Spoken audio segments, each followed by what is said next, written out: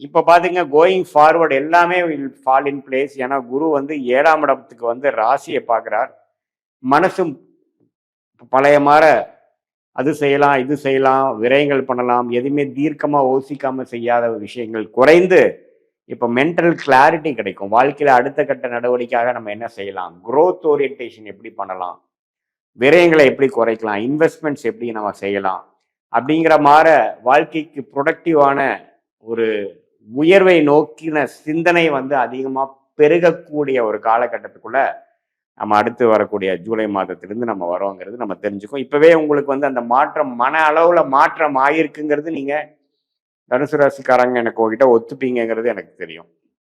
இப்போ பார்த்தீங்கன்னா சனி 4ஆம் இடத்துல இருந்து 10ஆம் பார்வையாக ராசியை பார்க்குறார். ஸோ கடுமையாக உழைக்க வேண்டி இருக்கும், வேலை பளு கொஞ்சம் அதிகமாக இருக்கும்.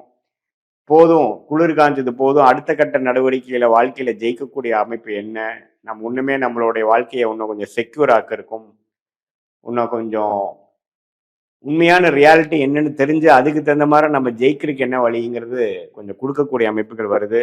ராகு கேது 3-9க்கு வருவது நல்லது. தகப்பனாருக்கு சில தோஷங்களை கொடுக்கலாம், உடம்பு உபாதைகளை கொடுக்கலாம், பூர்வீகத்தில் சில பிரச்சனைகள் கொடுக்கலாம். பட் இருந்தாலும் ஜாதகர் வந்து ஓரளவுக்கு ஜெயிக்கக்கூடிய அமைப்புகளை வந்துட்டார். போன ஒரு வருஷத்தோட இந்த வருஷம் கொஞ்சம் நல்ல பலன்கள், பண விஷயங்கள், கல்யாண விஷயங்கள், குழந்தைகள் விஷயங்கள், தொழில் வேலை முன்னேற்ற விஷயங்கள், கடன் அடைதல் விஷயங்கள், சொத்து விஷயத்துல பிரச்சனைகள் தீர்க்கும் விஷயங்கள், இது எல்லாமே கொஞ்சம் படிப்படியாக நல்ல அமைப்புகளை நோக்கிதான் இந்த 183 நாட்கள் போகுதுங்கிறது நாம தெரிந்து கொள்ள வேண்டிய ஒரு அருமையான விஷயம்.